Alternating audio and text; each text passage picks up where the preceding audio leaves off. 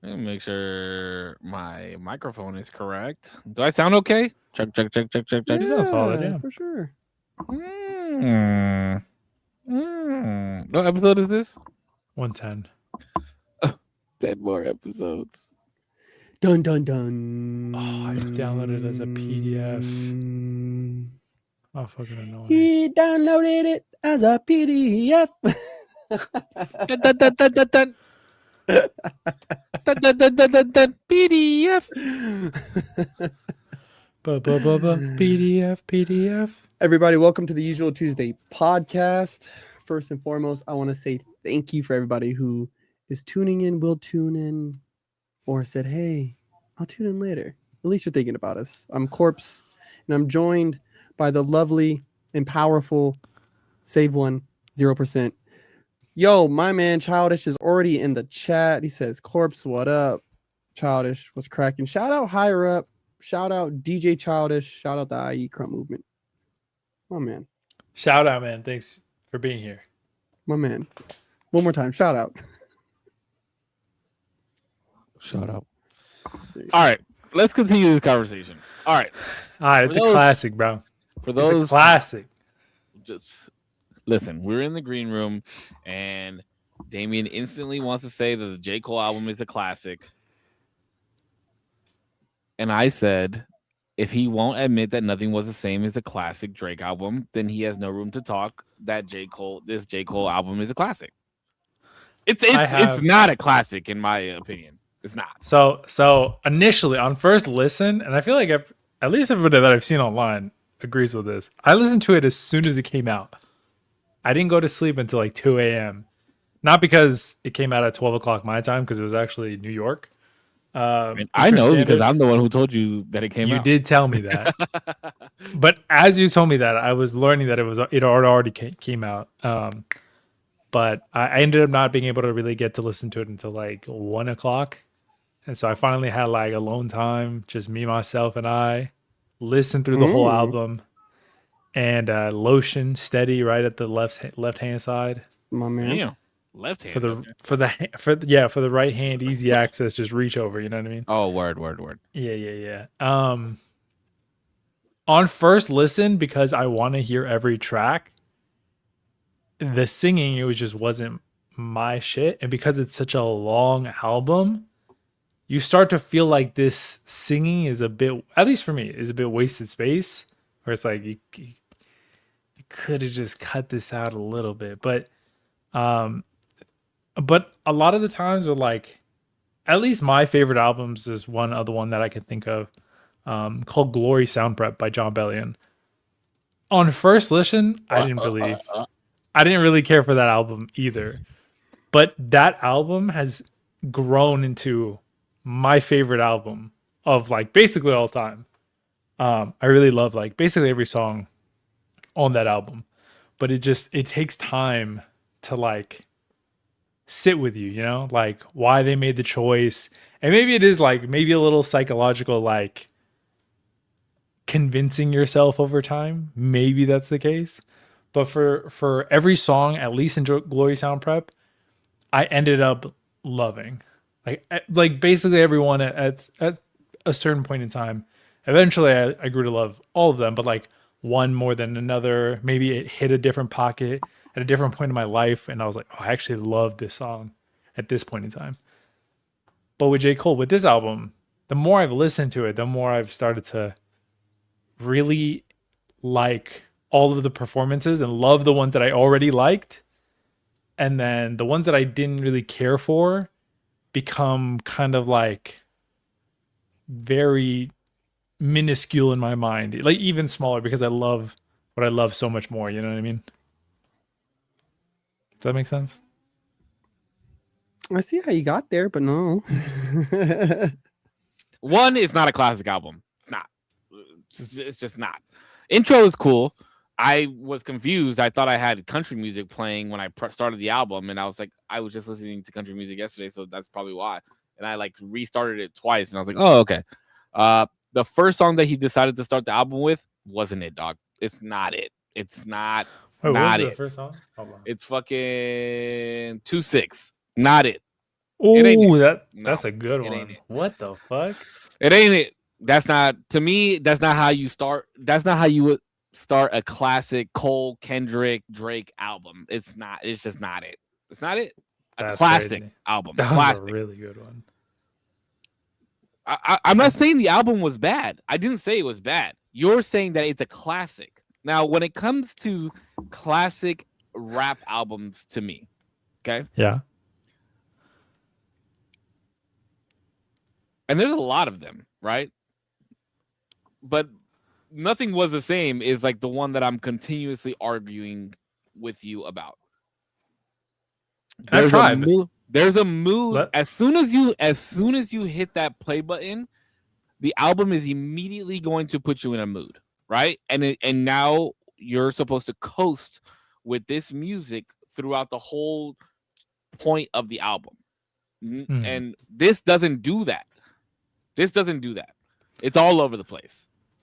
It's melodic, it's drill, it's fucking trappy, there's bars in some of the songs where you're like, okay, I see you, but it's not like a ride through, and it's too long. It's too long for what he was trying to do. it was very long. And I get the sentiment of people saying like, I don't get the double disc thing. I could definitely see that, like why you don't need double disc, like a A/B side for this album. I could see that complaint, and I don't know. I get it, if especially if like you're not vibing with a lot of the songs. I could definitely understand why somebody would be like, "Dude, this is way too fucking much." I definitely get that. But it's just not classic. If anything, Born Sinner is more classic than this album is, hands down. Or Forest Hill Drive, more classic than this album is. See, my thing is like, so KOD, better album. KOD is great. With Cars, right? For it to be a classic, it has to have been around for what is it? 25 years. 25 years.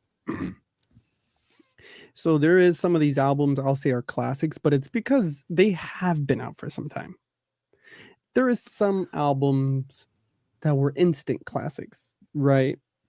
And to me, that's like You say the Carter series, or like some Carter Hybrid Theory, or Hybrid Theory. Hybrid Theory, instant classic, right? Toxicity, System of a Down. And this is like me kind of spreading the love here a little bit. I'm not against either one of those albums. I think they're both classics. And my thing is because you turn it on now and it's still a banger like it was then. Like you like time travel with that music. You know what I mean? And I feel as if, because maybe this will help show my honesty on this opinion, is I feel like the Drake diss that Kendrick did, instant classic, right? Just because of the words that were used, the things that he literally said.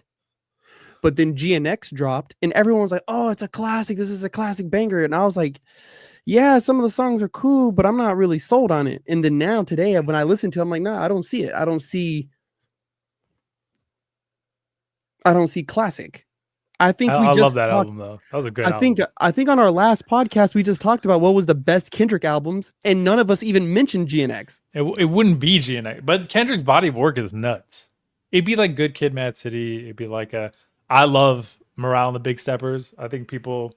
Yeah, but that was another story album. Like it was another album that like led you, like it led you. You know what I mean? You're not all over the place with that album. But The Pimp a Butterfly was the same thing, and that's why people love it so much. But he fucked up by Good Kid, Mad City being his first album because it literally was a story the whole time, and that's kind of what you look for in people's music sometimes. And when they grab your hand and they say, "Hey, we're about to go on this magical ride together," and they lead you through it the whole time, you're not like guessing where, like what the next song is going to be, because you can hear the transition going up, you can hear the transition going down, you can, you're in the melody space depending on what type of music it is. This album just didn't have that. It's a good album. I think there are pockets where you have like the Let Out. Prior to that, I want to say it was Safety or something like that. There are like pockets where they're transitioning, and it is a story back to back. Because I think the Let Out is the lead up from a different the track just before it. I agree with you 100% that it's not like a coherent beginning, middle, end, or even like a coherent thought throughout this, like the entirety of it. But that being said, like, I mean, so neither was GNX, and But I a think we all lot of agree like, that GNX is but not a what, classic. but also none like, when did Drake drop something like that? Was a story all the way through, or when was the last time he did something like that? Genuinely asking. Scorpion, which is an album that you really enjoy. That, but I like it as like the individual songs. I don't even remember it having like a full storyline. I mean, no. I'm not even saying story. I'm not just saying like it leads you through a story. I'm talking about it feels like a story because you're being led through each song. I'm not saying it's telling a story. I'm not saying like Good Kid, Mad City. Good Kid, Mad City is actually telling a story. Yeah. Nothing was the same as not telling a story, but you can you're going through the motions of There's like a consistency. There's a climax. There's a Mm-hmm. intro outro type deal is what I'm saying. I think it's important the way that you arrange the songs. I mean, we all I have agree our with that. playlists, right? Our playlists on Spotify and stuff, and I think that that's a lost art now. I get what Save is saying. I understand that, and I think kind of a trip up is yeah, like I think there's many ways to tell a story with music, especially when you're saying, "Oh, I'm about to put it on this record right here," right? Like I think streaming may have messed that up. I don't know, but like you took the time to kind of listen to how the pacing of the song was, and you play it, and then okay, is it matching up with this one? Okay, cool. And is the BPMs dropping a little too much on this one? Okay, wait, let's fix that. And then you spent a lot of time kind of putting these songs in order so that so that it not only, and I mean, you would hear, I mean, I've heard stories of people going back and rewriting lyrics, just so that it fit better overall. Yeah, so I think that is a lost art that we have happening in music. And Yeah, it feels like sometimes people are just putting songs together and here's a record. You know what I mean? yeah, I do think with this album in particular, there is a miss in construction, because I agree it's not like, if you listen to beginning to end on both sides, it's not like a smooth transition between necessarily all the records, but some of them I think do. Obviously, I think like 2-6, the first song and the second song, you could argue that like if you put that in the middle, I probably like it more. But I think you can argue. But the thing is too is that the intro is so chill that you even thought it was a whole different album maybe, and then it like gets super rowdy at the end with the gunshots. And then it goes into 2-6, and then into, I think it's Safety. Yeah, it's not in front of me, but okay, look, there's a perfect transition that J. Cole has done, where I don't remember which mixtape it's on. Actually, it might be on an album. I think it's on a mixtape though, and he's talking about the day that he got signed. He's talking about Jay-Z. He's like talking about he's driving through New York or Jersey or something. He talks about getting the phone call, and then his plates were bad, and he just hung up the phone, and the police pull him over, and he's about to go to jail, and he's like, man, that was like, I didn't give a fuck about going to jail because I knew that as soon as I got out, I'm getting signed, and we made it. You know what I mean? And he's telling this story, and there's like this like piano going in the background with it, and then it goes right into like Dollar and a Dream, and it was like, that is a classic moment. But then you have this intro, and then like you said, it's chill, and then it's like, and then 2-6 drops, and I was like, whoa, hold on, I think I didn't like that. I haven't done the proper like looking at both songs, because supposedly these two discs were created at different points of his life, one at 29 and then again at 39. The intro to the very beginning of the whole album is very chill, obviously a different sound. The gunshots happen. It's a very sharp difference.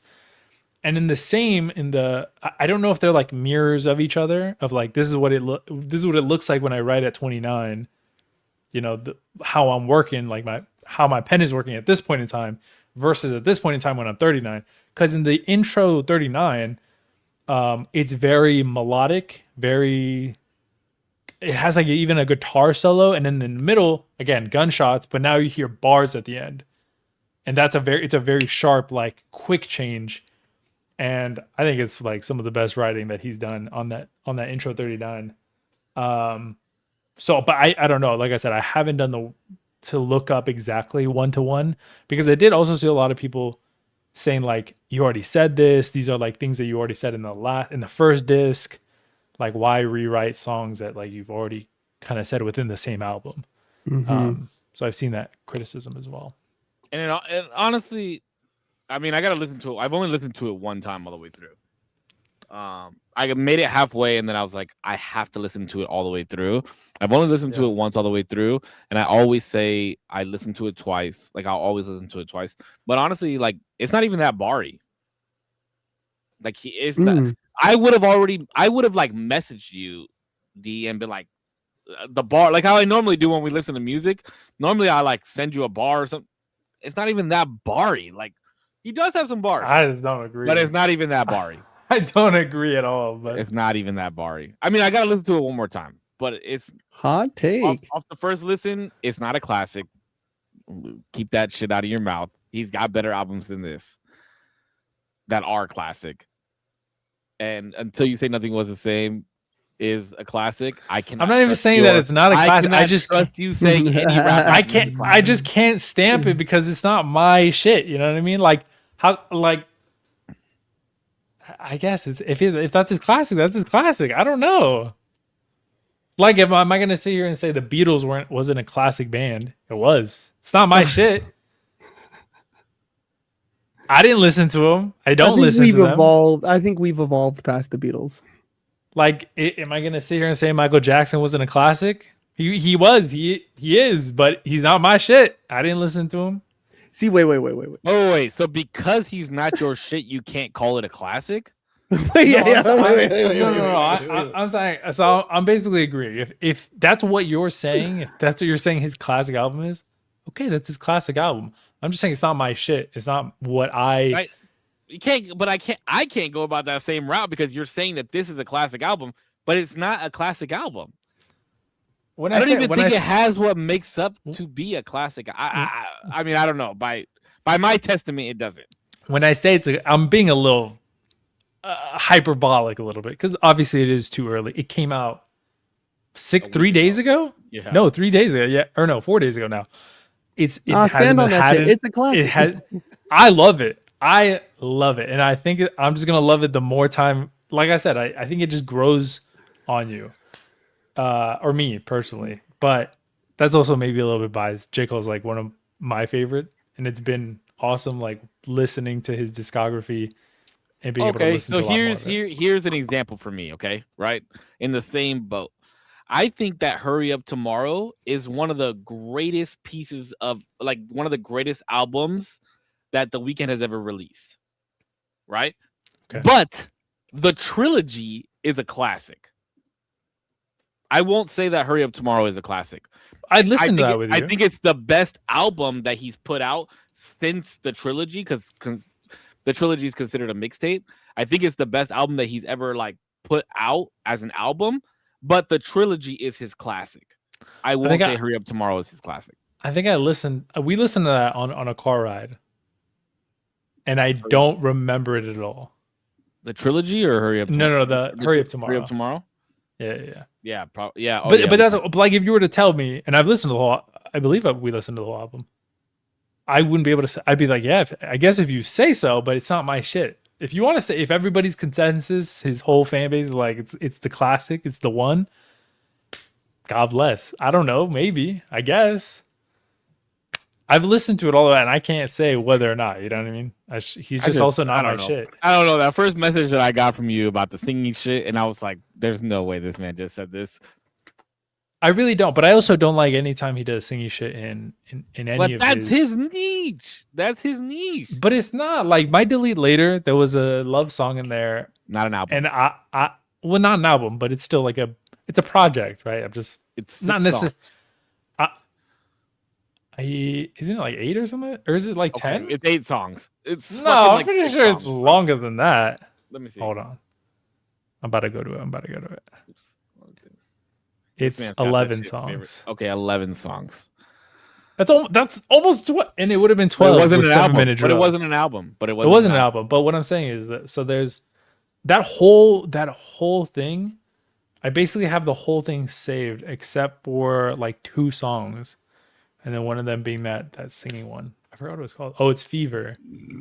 It was like a whatever love song. I'm just not like a fan of Cole singing, which is, I mean, it's fine if that's what he wants to do. But he loves That's John not Bellion. his. That's John Bellion's a singer, bro. And he also raps sometimes, which I don't mind. It's not my favorite thing that he does. Sometimes he's barring up, but like, go back to the singing shit, bro. John Bellion's an amazing singer, an amazing writer, but an amazing singer, I think. But he could bar up too. I think me and Korpsx still need to put you on like another 10 albums that you have to listen to in order to understand classics and hip hop music. Like we did when you originally got into the genre. I don't know what like boxes need to be ticked, because even things like Illmatic, like I tried to listen to it and I just wasn't jiving with it in the same way. See, that's because you don't like bars, but you don't want to have to listen for the bars. That's what it is. Because I'm listening for the bars. What are you talking? I will sit there and listen to the bars. Bippy boppy song like that, and you're like, yeah, like it's easier for you to listen to the bars like that. But if I give you some classical shit where they're rapping over like a New York beat, like boom bap shit, and you have to like really listen to what I'll listen to boom, bro. I'll listen to boom bap. What are you talking about? That's not what it sounded like, my brother. Oh my I god. think bro. Illmatic is all boom bap basically. Well, it's not even that, right? I think that there's there's another level of appreciation, and not to say that you don't appreciate the music, right? Even though it's not something that you don't jive with, but there is a level of appreciation when you look at songs written by Nas that's written backwards. And when you listen to it, it's like this song, it sounds a little off, but it's still a banger, right? Like it's still a good song. But then when you realize like, oh, he wrote this song backwards, and then when you listen to it again, now it's taken on a different form. I think that's what makes classics, right? And Illmatic, no matter how you listen to it, it takes you to a place, like to an actual to a time frame. You're already talking about Nas's album, right, D? Wait, what? Are you talking about Nas's album Illmatic, or are you talking about Villmatic? Like, no, Villmatic I know is J. Cole's.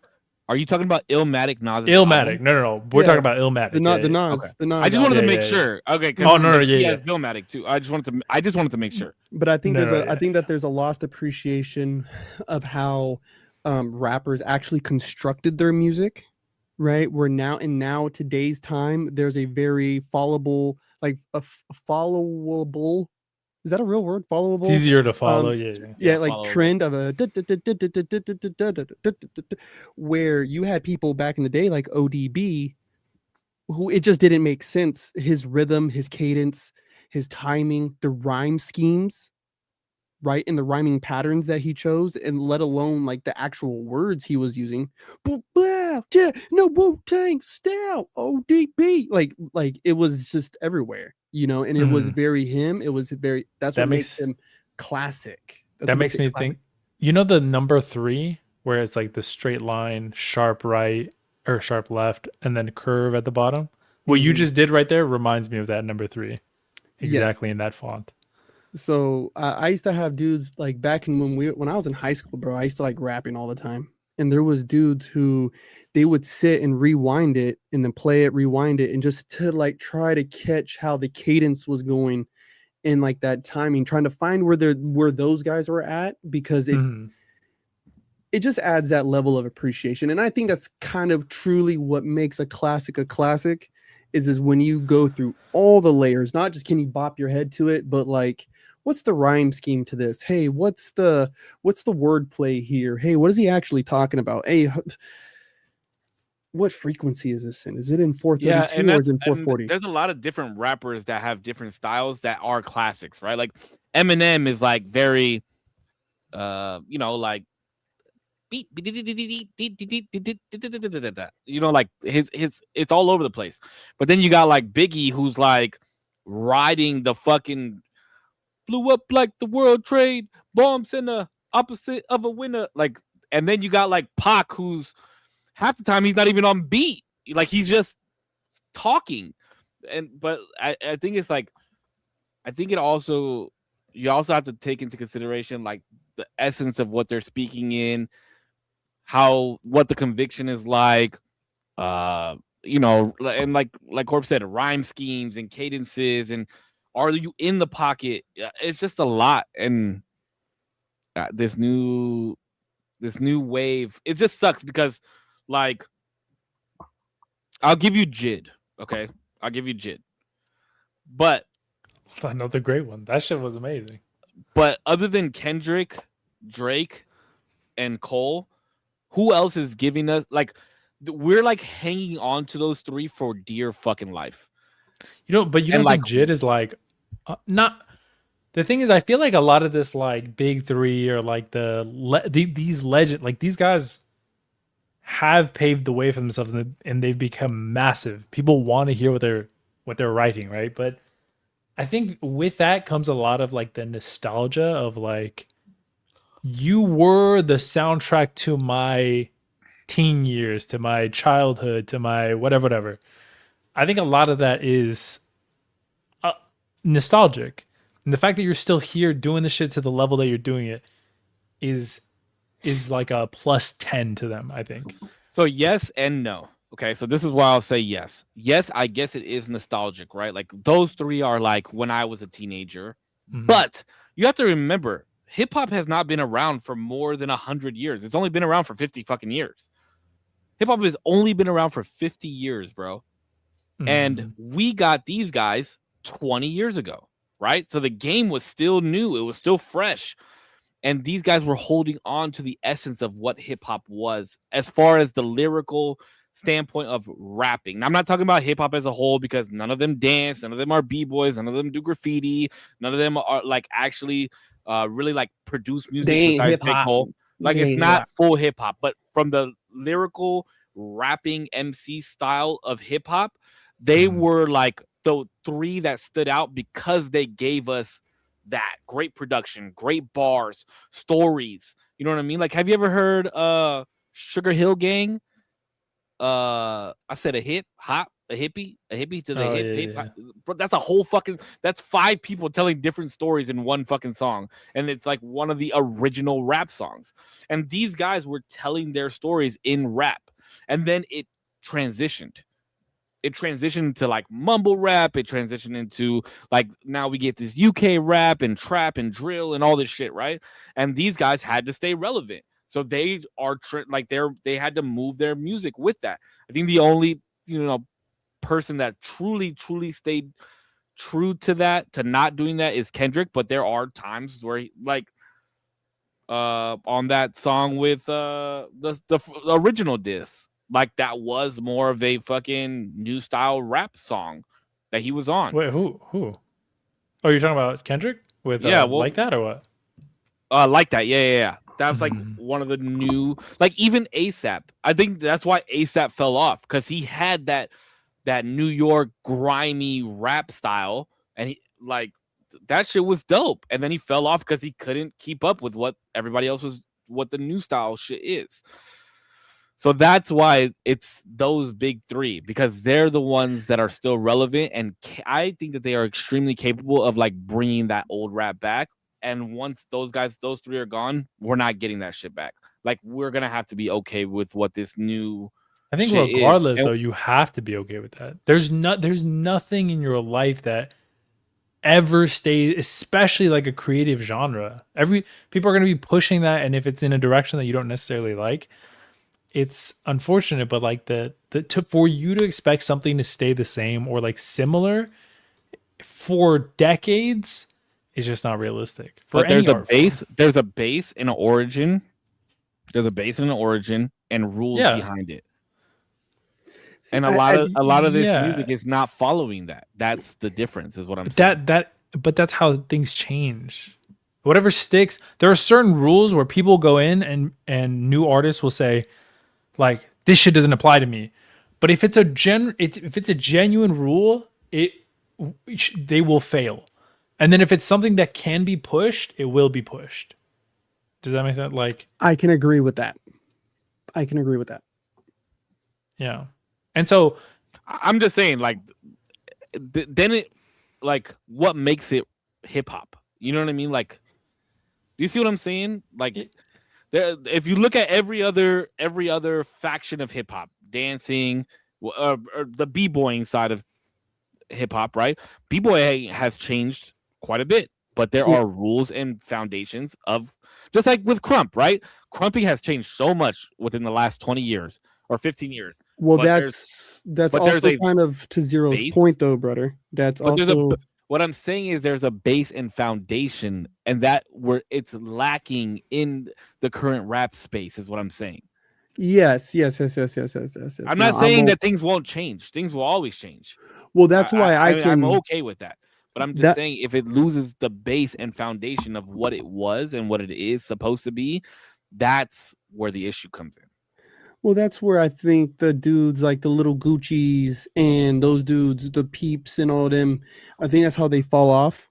Right. I mean, they get their little fan base and they ride off into the sunset, right? But I think when we begin to actually talk about the full body of work of hip hop artists versus MCs, right? Like I think there's a staunch difference between an MC and a hip hop artist, right? Where a lot of these guys are hip hop artists, where before, right, the OGs were all of our MCs. That's what they were. Like, you know, so there's always going to, I feel like as long as somebody actually rocks a microphone, the essence of an MC will always be preserved.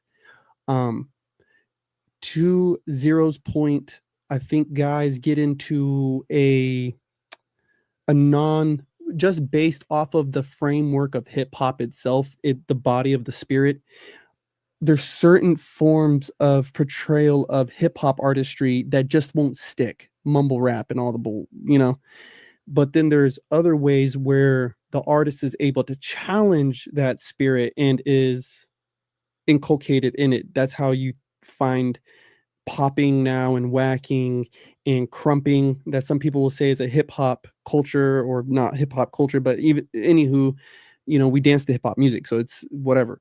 So I think, yeah, so I can agree. I can agree with all y'all's sentiment on that, where you have to have the foundation or it won't stick. And that's kind of where I feel like Zero got that right, where it's like, yeah, if it doesn't, it will fade away. Like, it might stick for a little bit, but it will fade away. yeah, like mumble rap, I think everybody was worried about it. And like, what is it? Like, it just feels like the sentiment right now is people want to hear substance in raps. Not, you know, I'm off the lean, let's party, bitches. Like, feels like they're kind of over that. I think that's a really good thing. Like, people like, I don't know, I feel like that's all that, I've never actually listened to Future really, but I feel like that's all that Future would talk about if I were to listen to a Future album. Yeah, I'm exhausted. Like I've told you guys, I can't really listen to music right now. It's been hard, bro, because it's just my brain is exhausted with. Like, I'm good, bro. I'm good. I don't need to smoke another blunt. I'm cool. I'm riding the whip to the club. I'm cool. I'm trying to chill. Like, I think the substance the substance aspect of it is important. That's always been like huge importance to me when I listen to music. Yeah. Yes. That's why I don't think there's been a lot of classic rappers or hip hop artists that have came out in the last 10 years. I just think it's come out in 10 years. I mean, like, but also how rare is that to begin with? Like, do you really think if Tupac and sorry, let's just take one at a time. If Tupac were to be alive today, do you think he's a legend because of his death partly? Or do you think he he would have stood the test of time and maybe not been relevant. Maybe he would have, stepped back from rap at this point. But with additional projects and him being able to write more, would he solidify himself as a legitimate greatest of all time? Or one of the greatest of all time? I don't think Tupac is the greatest of all time, but some people he is. I think he would have stood the test of time, and I think he would have stepped back. I think he would be like, this is a young man's sport. I'm no longer a young man. I'm going to step back. What age do you think that is? Mid-30s, early 40s. Whoa, that's crazy. I mean, he was how old when he died? 25. Yeah, so it's crazy. That's my thing. I think if you just solely look at his body of work, Tupac is my favorite rapper. He has the perfect rapping voice. I love his rhyme schemes, the storytelling, the poetry, all of it. Well, you got me. His music that he has now, I can turn it on right now and listen to it, right? Though even nowadays it's still hard to listen to that kind of music. Would he have stood the test of time? I don't know. I mean, I think people. What's the saying? The student begins where the teacher ends, right? That's how that goes. The student begins where the teacher ends. So I think if he would have continued to put on his body of work, these dudes, Drake and them, and Cole and all these guys, they would have just picked it up at a different spot. I think greatness happens. Do you think any wait, how old? Well, I guess we just never know when he would have passed, not the torch, but passed on or stopped rapping entirely. But I was gonna say, do you think any features with the three that we have currently, Kendrick, Drake, Cole? I feel like all of them would have been phenomenal. Oh, I think Kendrick would have been. Are you talking about with Pac? Yeah, with Tupac. Yeah. Oh, Kendrick and Pac would have smacked. But Pac, but Tupac and J. Cole. No, Biggie and J. Cole would have. Biggie and J. Cole would have been cool too. I would have had Drake and Biggie. Honestly, that would be Drake and Biggie would have been a slapper. That would be a banger, bro. But yeah, that would be cool. That would be cool. Now hold on. Now this is my thing about Pac. This is my thing about Pac and my thing about Biggie. You had Snoop Dogg in that time. You had Corrupt during that time. You had Mobb Deep during that time. You had Nas during that time. You had all these people during the era.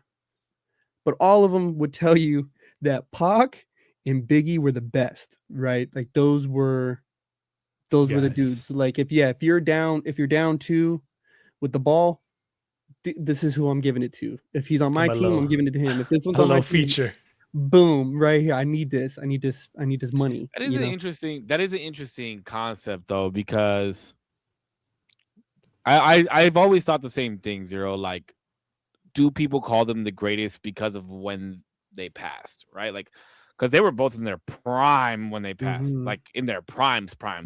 And like Korpsx said, we've had Mobb Deep, we've had like Method Man. I mean, so many like the Clan, bro. Still like dope artists to this day that still can get up and do the thing. I mean, LL Cool J can still get up and do the thing. You know what I mean? Slept on and underrated LL Cool J. He is nice. Like, don't get this Ninja Turtle looking NCIS character twisted. That motherfucker is nice, And I do think about that. Like, do they say that because to me, if you're gonna if you want me to like name the greatest rapper of like that era, I mean it's hard, bro, because you got, like I said, you got LL Cool J, you got Nas, you got fucking KRS-One. Bro, there's so many, And then like look at how many have actually like stood the test of time. Not Jay-Z. And he's like even taken a step back and been on. I was gonna say he dropped off like since when? But I don't think he ever dropped off. I'm not a Jay-Z fan. I don't know. Listen to Magna Carta, bro. That album is. I could listen to that album on repeat forever. The beats. And what was 444? Is that was that his last album? 444. At least that I saw. Yeah. I think 444 was his last. Bro, that album was Not amazing impressed. as well. I love that album. I Not love that album. Not a classic. Blueprint is a classic. Blueprint is a classic. Or the Black Album is a classic.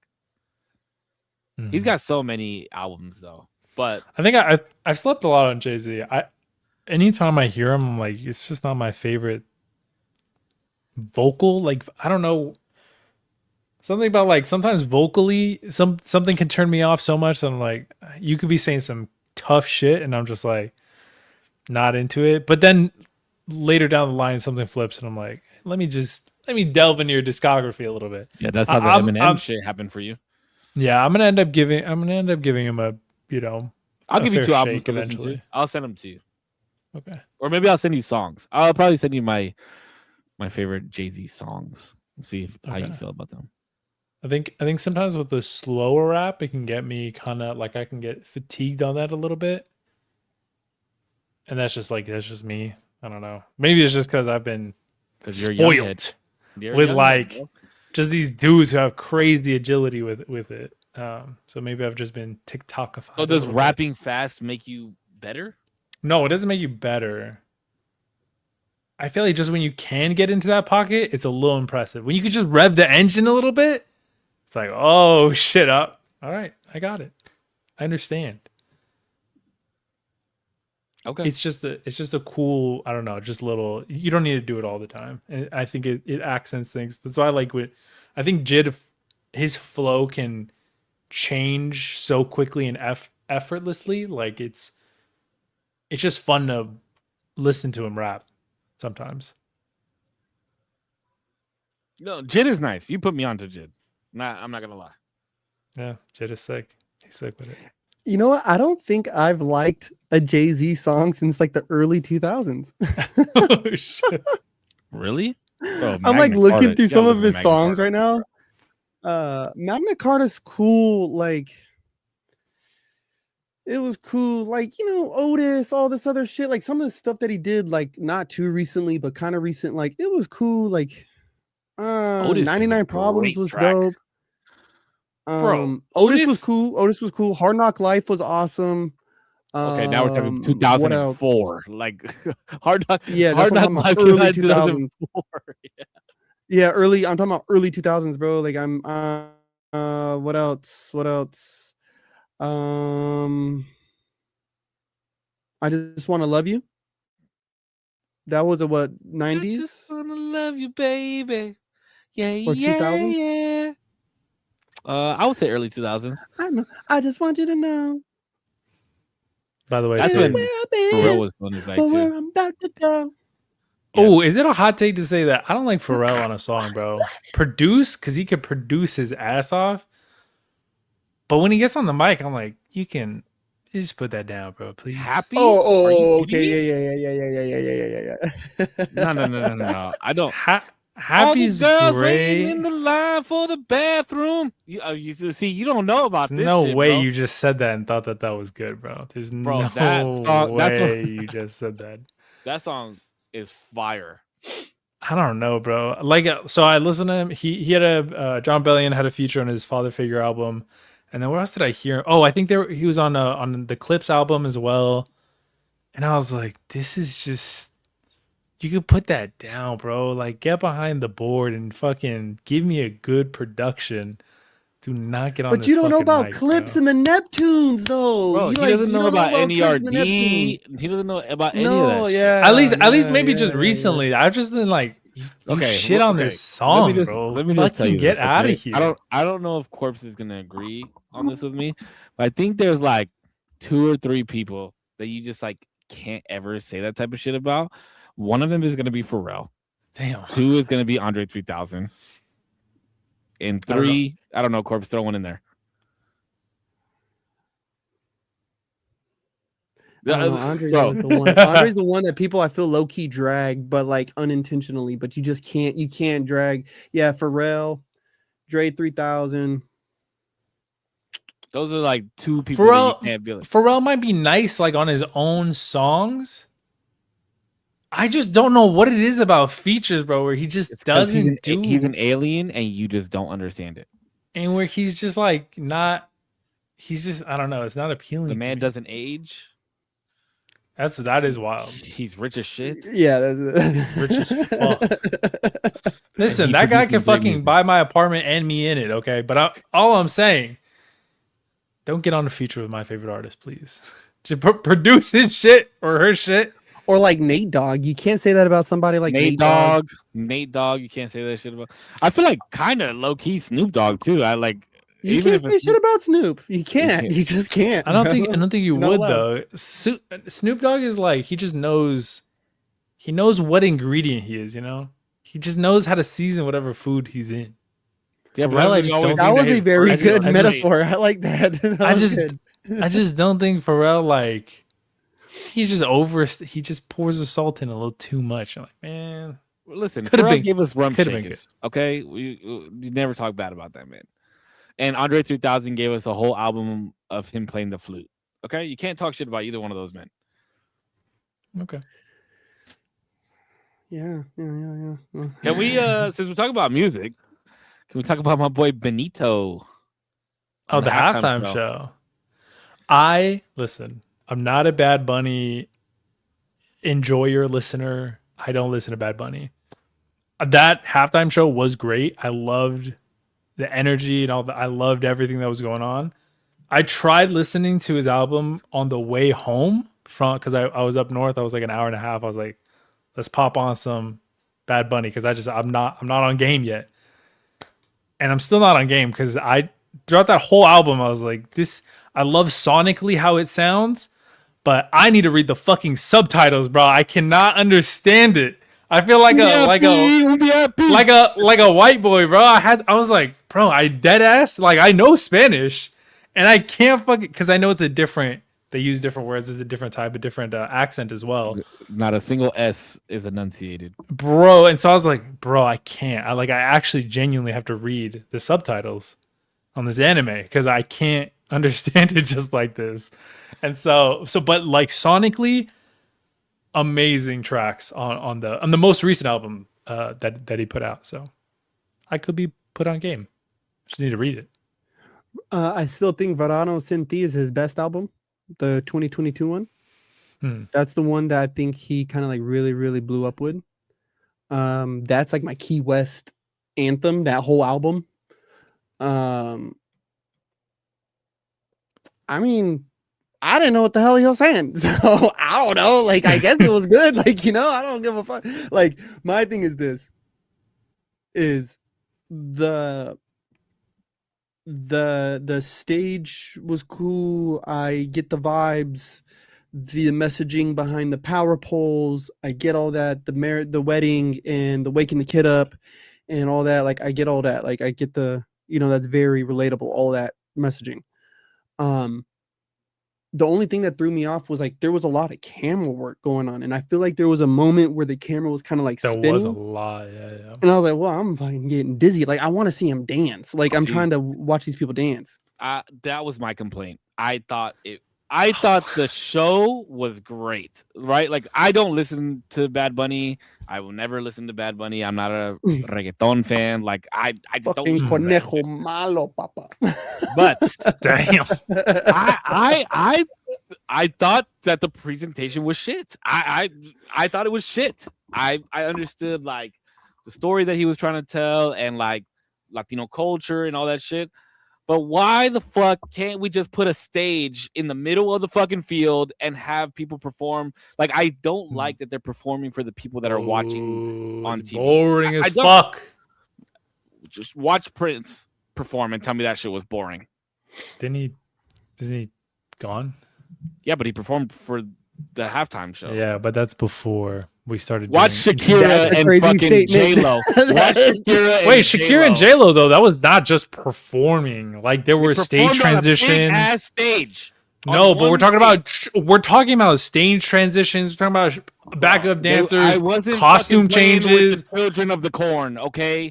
Like, yes, but they're also not trying to tell like a crazy intricate story or like even one layer deep. We're talking about like fun dances, fun songs. I love The Weeknd's performance was confusing as well. I thought it was like whack. Fucking running through the maze and shit. Like, just put the stage and fucking perform. Like, I get it. I get what he was doing, and it's beautiful.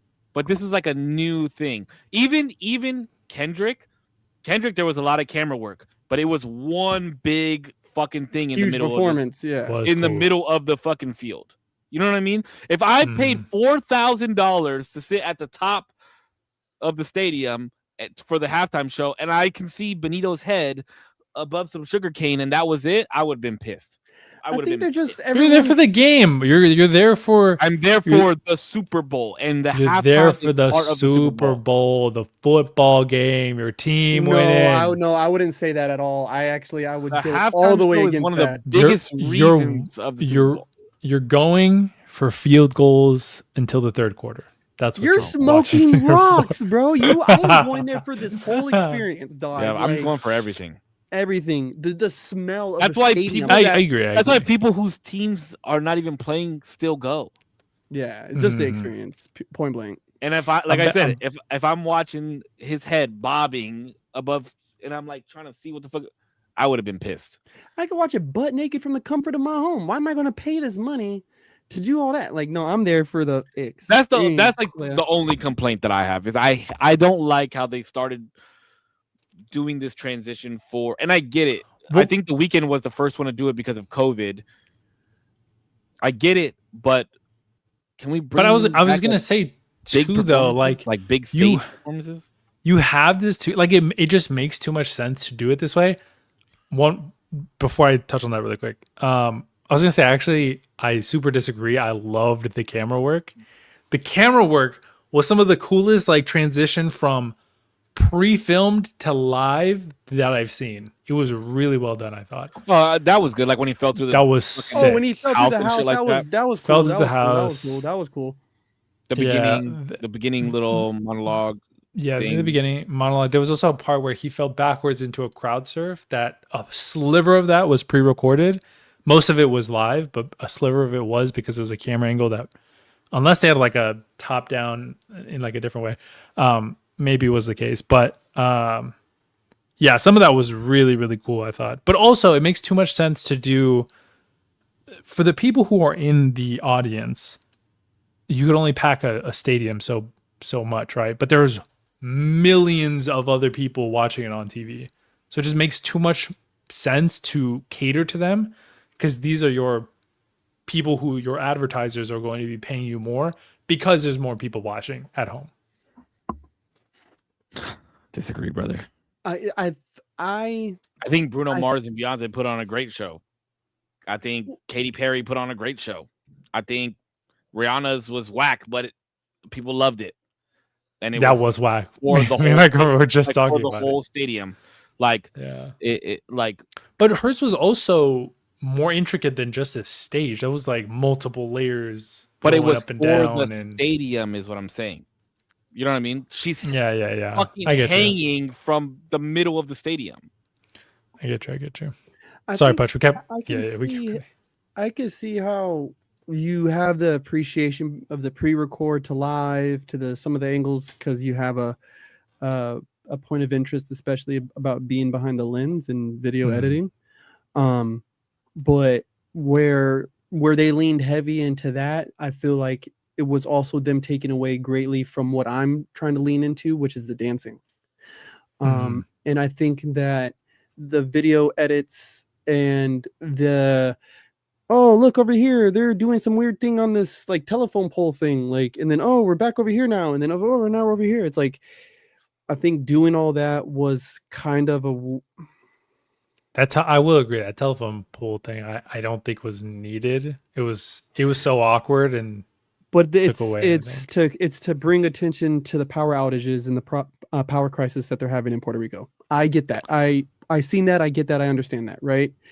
Sure. But how about right now? Maybe this is just a suggestion. How long have you known about this thing, Bad Bunny? Maybe we write a new song and present it maybe a little different way than using an old song and using all these different stage props and video edits to get a message across. It's kind of like fitting the message to the song, right? Instead of the song to the message type of thing. Yeah. Type of feel. I think it makes absolute sense if he's running it completely, but because there's so much more, like I'm sure NFL's like, we want you to do this, but we need the hits. It can't be a new shit. It has to be like Sure. the biggest things you're doing right now. Like the thing that people will like instantly know. You know what I mean? Well, speaking of messages, that was my favorite part of everything. Yeah, that Everything, was really cool. every single thing that he said that was presented on the screen, everything was in Spanish, except for he said "God bless America" in English. Then he named every fucking Southern American country and said we're all in it together. Like I thought it was gonna be more so fuck ICE type deal, like how his Grammy speech was. Which his Grammy speech wasn't even like fuck ICE. He said it very it was very loving, right?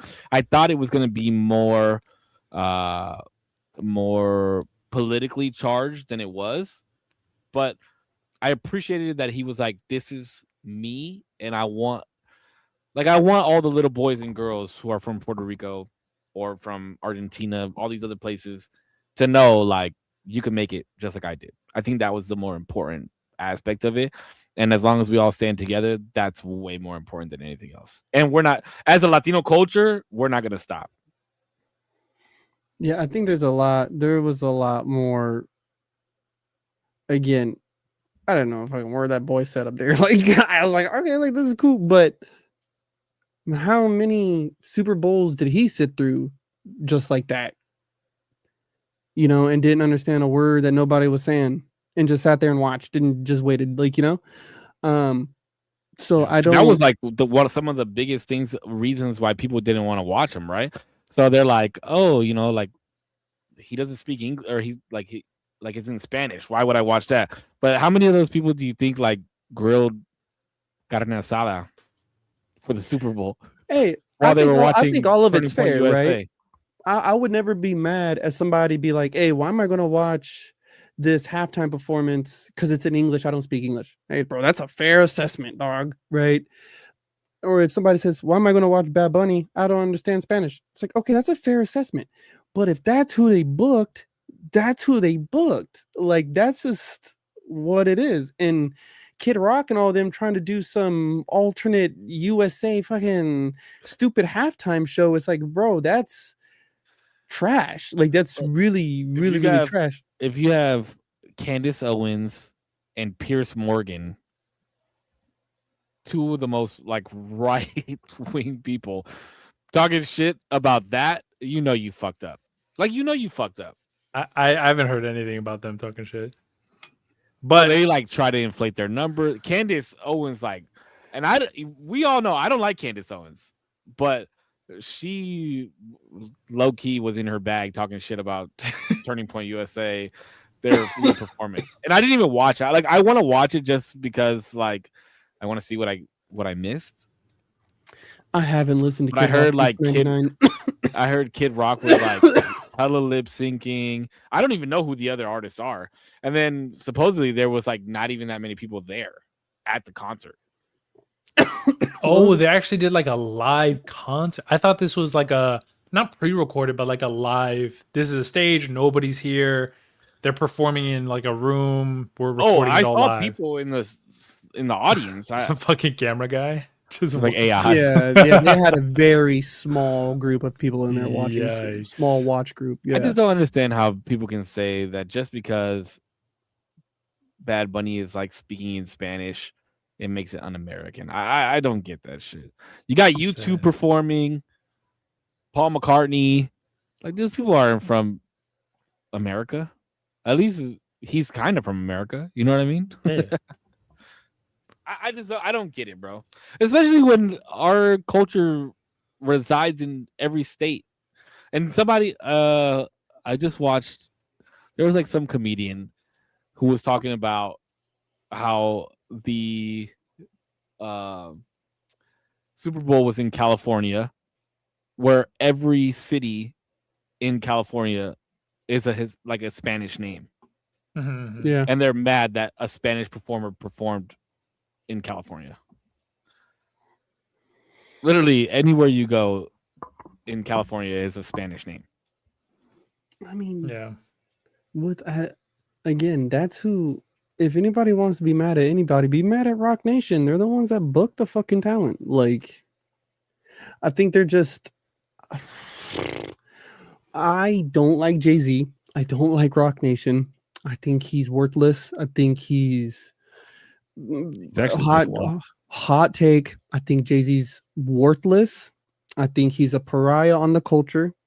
I think he's well endowed with Diddy and all them.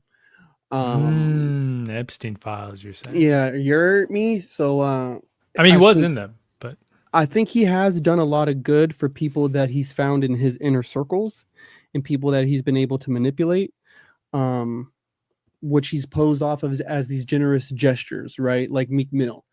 And I think that there has been some instances recently where he's posed himself one way and then posed himself another way and then used certain social climates to his benefit. Right. And I think he knew what he was doing booking Bad Bunny for the Super Bowl. I think he knew what he was doing. And then also considering the climate of today, I think he really knew what he was doing. Which, I mean, it worked out. Nobody got hurt and the numbers were high. Like, I think it was the highest. I think he broke.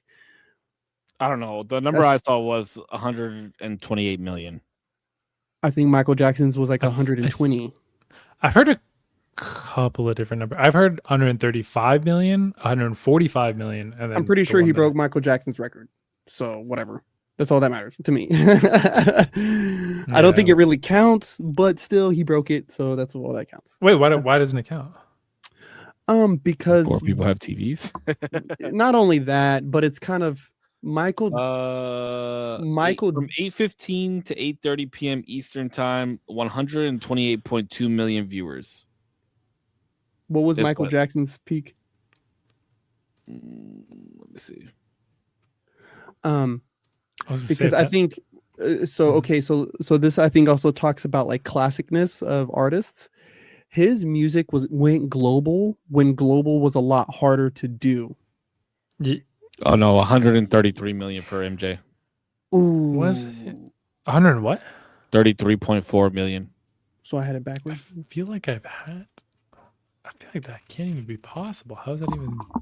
That's insane numbers, bro. Like that's what I'm saying. Not even I don't even doubt that it's that high. I'm just saying because it is true. A lot more people do have TVs. It's a lot cheaper to watch the game. I think a lot more people like Michael Jackson than they do Bad Bunny, though. Just saying. Yeah, I mean that could be the case too. To catch a free glimpse of the king. Yeah. This man Michael Jackson literally stood for 3 minutes in the beginning of his show and didn't say shit. He just bro. Can you imagine with everybody just screaming? And you're just standing there, bro. Damien doesn't understand the importance. And oh my God. You know what's funny? I was just talking to my cousin about this during the Super Bowl where I was talking about the stream that we had. So little backstory. So we were talking on stream, me and Cisco. He didn't jump on stream, but he was in the chat. We were going over, I forgot what we were even going over. We might have been going over the actual movie itself. We were talking about movies, and then I asked you if you general. saw the trailer for the Michael Jackson movie. So he asked me if I seen the trailer. I saw the trailer live, and then we ended up wrapping up into this conversation of how much money the actual Michael Jackson biopic is going to make. Go ahead and give him your numbers. No. That wasn't my number. I said $1 billion. I said $1 billion. It's $1 billion. Okay. The other kid in your chat was saying way over $2 billion, which that's really high. That's really fucking high. It's very high. $1 billion for this biopic, I don't think is crazy to say. I don't think. I could have sworn you said $2 billion wasn't crazy. I don't think $2 billion is like over the full length. What are we talking about? Are we talking about full cinematic world? Wait, sorry. Go ahead. What? Are we talking about like when it comes to DVD, when it goes to streaming? No. Like you're talking about just box theater. office. Yeah, just box theater. office theater run. $1 billion. Billy. I think it'll hit $1 billion probably. I don't don't. think I said I don't 2 think it's billion hitting was 2. because I think 2 billion is crazy. That's insane. Franchises, like you were saying, Marvel That's what I'm saying, franchise, like- franchises make 2 billion. This movie will make $1 billion though. For like, there's not a doubt in my mind. I think you underestimate how big Michael Jackson is. Like, my son knows who Michael Jackson is. Everybody knows who Michael Jackson is. My son was alive 10 years post him dying. My cousin had said, so we were talking about the stream, basically, that some people in the chat were saying 2 billion, over 2 billion. I was like, there's no way in fuck. And then my cousin and I were talking, and he was like, that shit is making 2 billion. So he made a bet, me and him, $20 on the movie making 2 billion. Again, theatrical release worldwide, all numbers. After it's run, that's what we calculate, not DVD sales, nothing like that. I do think you're underestimating what this movie can do, though. I really do. I think you just don't understand how much. The thing is, we saw people in other countries love Michael Jackson more than we love him. But we also saw a documentary happen in 2009 that didn't even come close to cracking $1 billion. But there was no press. The press release behind that. You're talking about This Is It, right? I was gonna say next was it. It really truly is gonna come down to how they market it. Yeah, they market it. I was like, he died. We're gonna put out this movie because he had his going away tour, his last tour he was ever gonna do. They were recording the behind the scenes of that, and then that's what they released. It wasn't like some big picture company putting this. They were like, this is his dying hours. This is what he was going through right before he died to get ready for this big tour. But you don't think that would be like mass viewership? No, not with the marketing. That doesn't make any sense to me. And it didn't. Yeah, I don't even think it came out in theaters. It went straight to DVD. No, I think it did. I think it made like there was something weird about this is it, or like that whole movie and it's releasing there. That one was weird. That one got. They came out with a game after too. They came out with the Michael Jackson Experience game for the Wii. Well, I remember people weren't wanting to watch it too because of Sony. Like there was this whole thing. Like I like there was a lot with that. I remember that. I almost forgot that movie existed. And I'm not even gonna lie to you. Yeah, I mean, I think movies can't, especially movies, like they could just be so damaged with how poorly the company markets it. I think Neon is taking up the current biopic that's going to be coming out this year. I don't remember what movie company, but at least they're coming out with trailers. The trailers, people seem to be happy with them, about them. So we'll see. I'll watch it. I'll put my $18, $7 ticket. It might do 2 billion. I don't think it's doing 2 billion. A billion for sure. I'm calling it right now. It's easily going to do $1 billion. Bro, if Titanic did 2 billion in 97, did Titanic? I just think the Venn diagram of people loving music and loving someone's music versus watching like their life just is not a circle. We're not talking about a circle. But Michael Jackson, hold on, we're talking about Michael overlay Jackson, of Michael Jackson more than just the music. Yes, even if you hated him, you love the drama that circulated around him. But it's like one of those. It's like Keeping Up with the Kardashians, right? I'm sure everybody has seen at least one episode. You know what I mean? Because it's like always on TV, drama. Okay, maybe 1 out of 10 have not seen one episode of Kim Kardashian or Keeping Up with the Kardashians or Bad Girls Club or I've definitely seen one. I've definitely watched them. Yeah, those types of like dramatic things. But it's not. But that's not what Michael Jackson is. That's not. No. That's not. Who are you telling that to? People don't tune into Michael Jackson for the drama. They just don't. You're bro. How old were you when he was alive? Were you in 2009? When he was alive? When he was alive, people were interested because he's a mysterious figure, right? That's why the drama was so juicy, because you don't know shit about him. People were watching the court cases live on television when he would come out. Because he's a People mega watched him- star. people Why? watched him dangle Because of his baby outside of a music. window. Yes, I'm not saying 40 hours after that. I'm not saying that he didn't make headlines. But the reason people tune into his shit is not because of the drama, it's because of the music, because he's a massive figure in that space. It's And more the than people secondarily, the reason he got into headlines was because at least he wasn't a fucking daily vlogger, because that shit didn't exist back then. But also, he like the mystique of an artist back then was something that you can't do these days. And the fact that like he can make headlines is because the dramatic shit out in front of the cameras that people could capture were so far and few between that of course everybody's gonna latch onto it like they're fucking leeches. Like yes, But he is a generational artist. Generational. yes, right? I Like, agree. if they put out a biopic about Drake, it wouldn't do a Billy. It wouldn't. It wouldn't. I know. It 'Cause wouldn't. my mom wouldn't want to go see it. My aunts wouldn't want to go see it. My cousins Uh-huh. wouldn't want to go see it. The Venn diagram on that is even more spread out. It's But like barely listen, touching.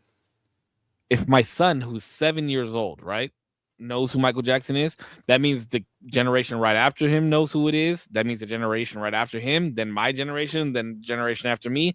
Bro, people are gonna go see this movie. So, And again, I'm if not- I I'm sat not even- through a 5-hour BET, the Jackson fucking family movie for 5 hours through commercials and all that 5 shit, hours.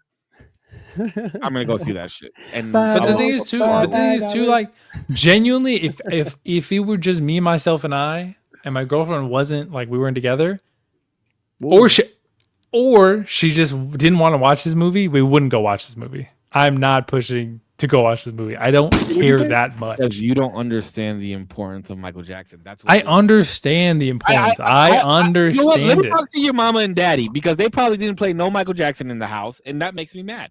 I There's listen. on the I mic. listened You to weren't- some you Michael weren't Jackson 6 growing years up. old. You weren't 6 years old trying to moonwalk while you were mopping the floor, and that makes me mad. That makes me mad. Damn, bro, I you was. missed out on a whole. That makes Bro, me I knew who Michael Jackson was growing up. I Knowing who he listened to his was, music. knowing who he was. I listened to his music. Of course, Me bro, I and was fucking Ivy 6 are- years old when he was like releasing shit. Yes, I Wrong. knew him to the extent that I could, but I tried the moonwalk. Of course, everybody in fucking elementary, middle school was trying that shit. And you look stupid with your fucking little Converse just shuffling backwards stupidly because you couldn't do it. But Who couldn't do it? Yeah, me, who can do it? me, I couldn't couldn't do do it. No, I couldn't do it. I'm talking about me. When I said you, I was talking about me. No, just joking, just joking. Only because you're talking to two dancers, and I'm pretty sure Korpsx can moonwalk, and I know for a fact. No, I know both. I know both of you could moonwalk. But I'm not saying I know how important he was.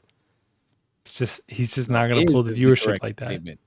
Is what I'm saying is like he You don't moved think- the you don't culture think in he- ways. You don't think he cracks a Billy? I think he'll crack a billion. I'm very reluctantly saying that because Bohemian Rhapsody super surprised me and didn't crack a billion, but hit $915 million. Not the That same. was wild. That's what I'm saying. Would you rather watch a movie about a bunch of gays or about a black dude that turned white? Whoa. We don't talk that Like, way on this you- podcast, okay? We don't say that word. Just Gay. saying. I'm LGBT positive, okay? Okay. So that's why But- you would go see Bohemian Rhapsody and not the Michael I Jackson. liked Bohemian Rhapsody. I liked it. I thought Oh, it was it was a good. great movie. It was a great movie. Great movie. It was a great movie. It made me cry. I cried a lot in that movie, actually. Woo. But I'm reluctantly saying it's probably passing a billion because he is who he is, and the people making the film are genuinely putting money into ideally the marketing once it comes closer to it, but genuinely putting in the effort for the cinematography of it all, the acting, the actors that they're bringing up for these roles, like they just are taking it super seriously. So I think it will crack a billion. I don't think it's getting anywhere near 2 billion, but we'll see. We So shall you wouldn't. see. So you wouldn't put a bet on it hitting a Billy. No, because I think it probably will hit a billion. Okay. I really don't think it. I was gonna bet you 5 more episodes. for $1 billion. 5 more. No, I episodes think it'll probably hit $1 billion. Yeah. We could bet on a 1.5? specific number. I was gonna Can say we like bet on 1.5, 1.2. we could do 1.5. I don't even know when we're gonna end this and when the theatrical runtime is gonna be. We have 10 weeks left, right? When does this movie come out? In March? No. April, I think. So it'd be like right at the end of your 10 episodes. April 7th, I want to say something along. No, maybe I'm thinking of Super Mario April Bros. 24th. Oh yeah, At the end of April. Never mind. We can't do it. I mean, we could like stop, wait for its theatrical run, then pick it back up. Be like 5 more episodes, guys. I'm down for that. If you guys no, because if we say bye, because we're already gonna hit episode 10 by then, and I don't want to like do this big farewell, try and do the in-person pod, and then like, oh yeah, we got 5 more episodes. Guys, we're back for 5 more episodes. Here. This movie has a budget of $155 million. That's crazy right now. Oh, speaking of budgets, have you guys seen the show? I need to take a minute really quick and just say you've been on your transition shit. That was really good. Like oh, the segues have been on point tonight. The segues have been good in this podcast. Go ahead. Have you guys watched The Studio with Seth Rogen on Apple TV? No. If you guys have Apple TV, it's only 1 season long. It's actually pretty good. It's about this dude that becomes like the top guy that pushes movies through for movie companies like Universal. And Seth Rogen plays that part. It's actually very, very interesting, and it's pretty funny. I just got Apple TV like subscription thing for 3 months, so I'll try to watch that. I want to watch something else. I think you said Shrinking, is that what it's called? Yes, the new episode just came out. That's exactly what I'm about to do as soon as I'm off this podcast, is watch the new episode. Shrinking is also very good. I just want to say too, I loved How I Met Your Mother. I only know her by her name in the show. It's Robin Scherbatsky. The actress who plays Robin Scherbatsky in How I Met Your Mother is also in that show from time to time. I don't know if she's like a main character or anything, but just seeing them back on screen together, my heart just like, oh, man, it's just so nice. Like 2 of the people in your favorite show back in a different project. It's just wholesome. I don't know. Something about that makes me really happy. So I'll probably enjoy those cameos. Hold on. I don't know her real like name, but her and Jason Segel like in a scene together. I'm like, I love this. I think. Hold on. Let me see if this is who I'm thinking of. Hold on 1 second. She's also in the Avengers movies. Gang. Oh yeah, I think she's only in the first season. I thought I had seen her in the newest one. Maybe, but she doesn't look very familiar to me. Her name is Kobe Smulders. That's a cool last name. It's a cool first name. She has a cool name. The fuck? Oh, she's in the newest episode, the newest season. I'm sorry. Oh yeah, okay. But yeah, she's cool. I think she's a good actress. Yeah, like I said, just wholesome. It's just nice to see them in a scene together. I love that. Brings back a little bit of memories. So I'll look forward to watching that show and those parts in particular, I think. Just because we're on a little bit of a music tip right now, did you guys see Baby Keem is coming out with a new project? Who the fuck is Baby Keem? Thank you so much, guys, for watching. I appreciate you. Time sign out. Keem is actually pretty good. No, I didn't know he was coming out with it. Baby Keem is sick. Yeah, he's coming out with a new project called Casino. Kendrick is slated to be on it as a feature in one of the songs. But Baby Keem is Kendrick's cousin. He has oh yeah, I know who you're talking about. What was that What do they song? call it? Orange Family Soda? Ties? I think it's Family Ties and Hillbillies is another song that they have together. What did I say? What did I say? Orange Soda? No fucking idea. He says abrasive I shit. was- You're like, great Kool-Aid. I was gonna just keep it pushing. Maybe that's just a Baby Keem song. Hold on. Where did that come from? Orange Soda? I have no Yes, clue. Orange. Hold on. Brent Fayez is dropping a new album too in what's today's date? In 3 days. Super hyped not about gonna that lie. one, too. I don't know. Who Yeah, that is. Orange Soda by Baby Keem. Oh, okay, bass. Can I play it on the podcast? No. No, you could. Yeah. Send it to me. I'll listen to it. Hold on. Yeah, Just what give the it. fuck are we Give gonna us a do? little nibble. We're Give gonna us a little. We're gonna Nibble. get demonetized. Oh yeah. Orange Soda. Wait, Cisco, you know that song? Do I? You do. Well, no way. Of course. I don't know. No, do. no. I can't think of like the lyrics, but I don't listen to that. Dun, dun, dun, dun. You haven't seen? Save it. Shut the. Not even this one. Put it closer to the mic. I can't hear. Put it on the mic because we can't hear. Still What? can't hear it. Oh, there we go. Really? 7 minutes.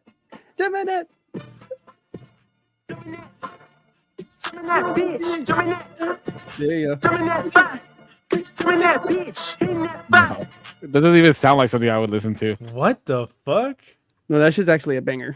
Family Ties is nuts. Oh man, when That you're was actually a running, banger. That was actually- you're a little tired on that run. You're like got a little bit more to go. That shit pops on. Oh, fuck, bro. Second wind.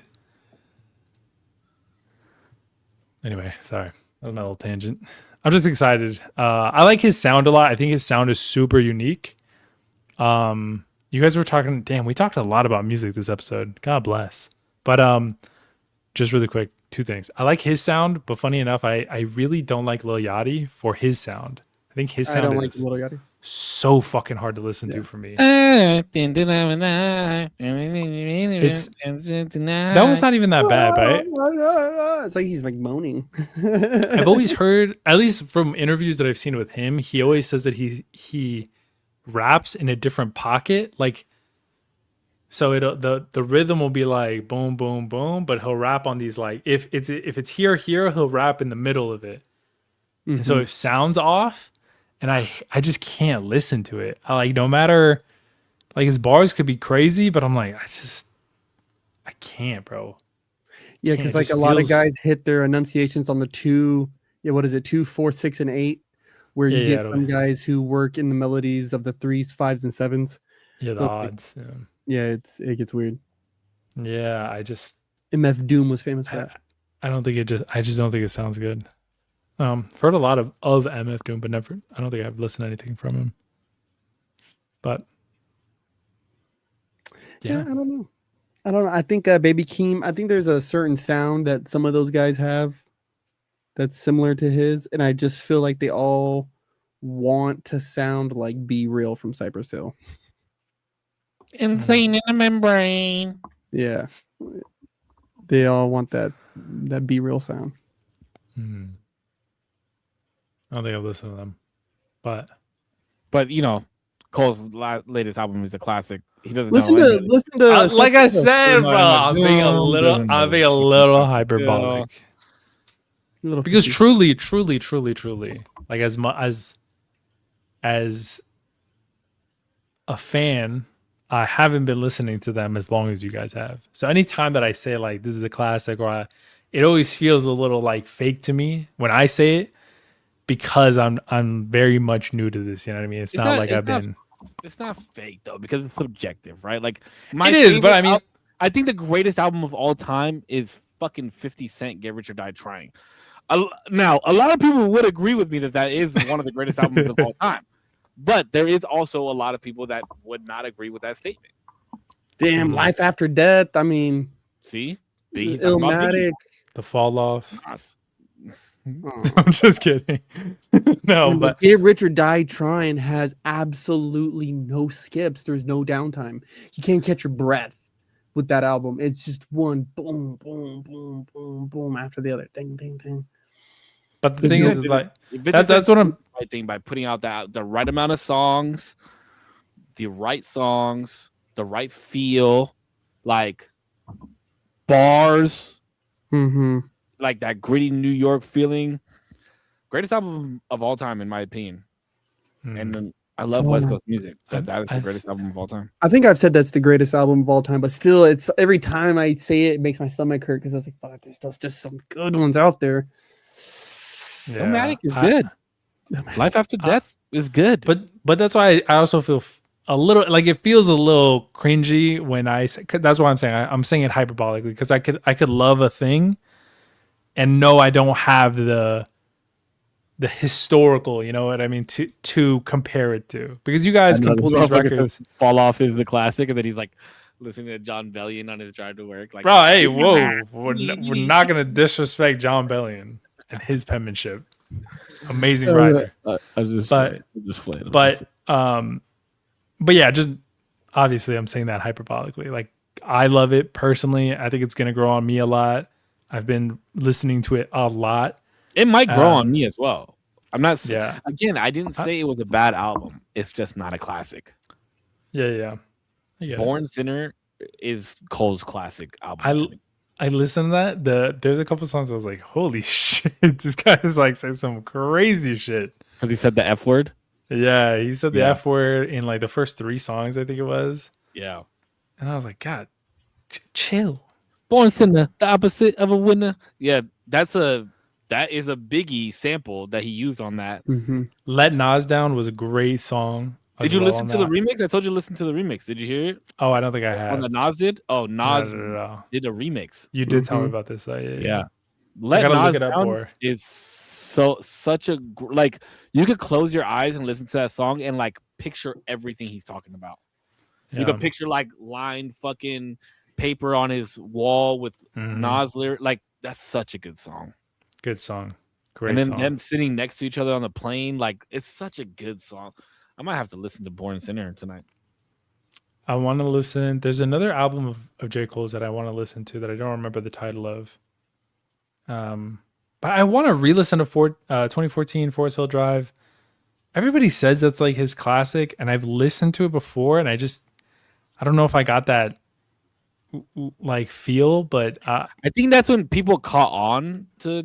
This is why I think, because that song has love, or that album has Love Yours, Wet Dreams, yeah. Wet Dreams is like Neighbors, I thought the breakout song. Neighbors, right? All 3 of those songs are on there, right?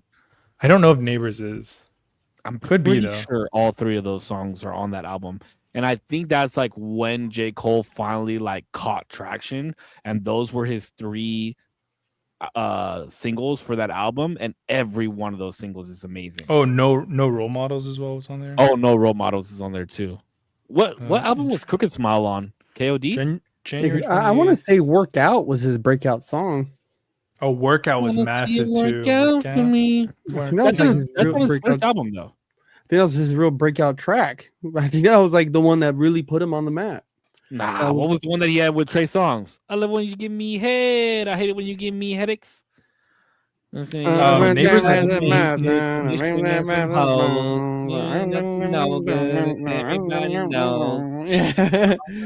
get enough. Can't get enough. Can't get enough.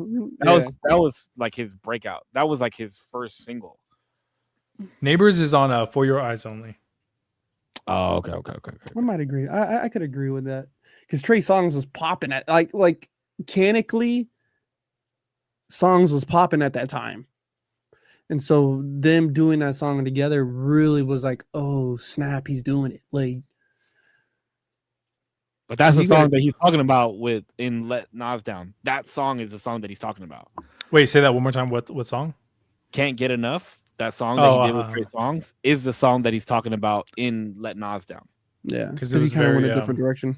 It was the poppy song. The song that he's talking about, like, that he needed a commercial song. The labels keep telling him to put out a commercial song. That's the commercial song that he's talking about in that song. Kind of a little full circle if you didn't get that. Gotcha.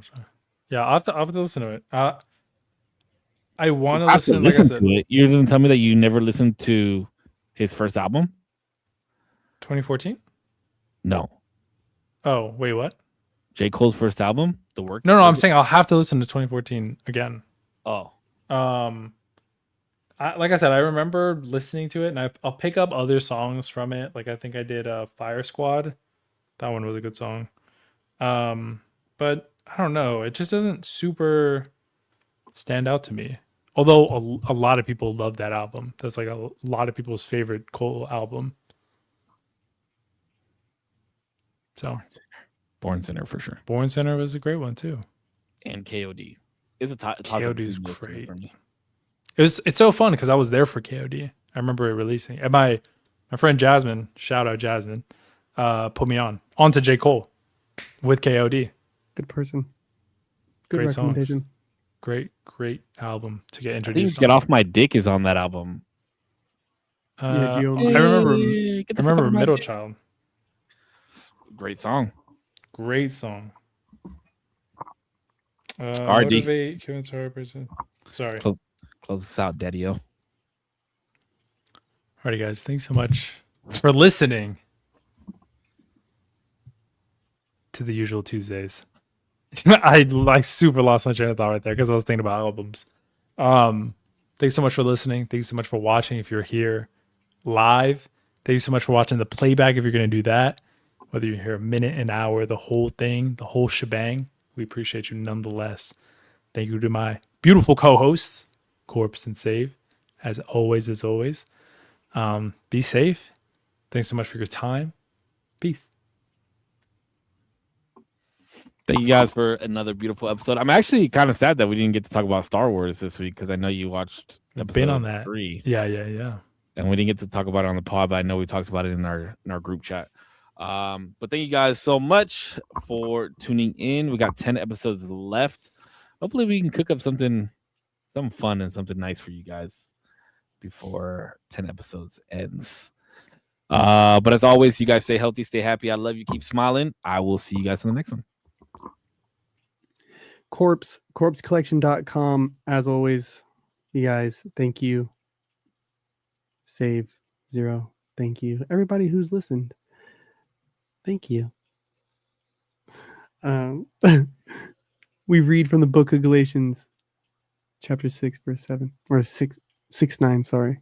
Let us not become weary in doing good, for at the proper time we will reap a harvest. Yeah, so be tired out there doing good for the world. Until next time, have a good day, week, month, your life. All right, boys. All right, boys. You guys take care. Have a good night. Good night.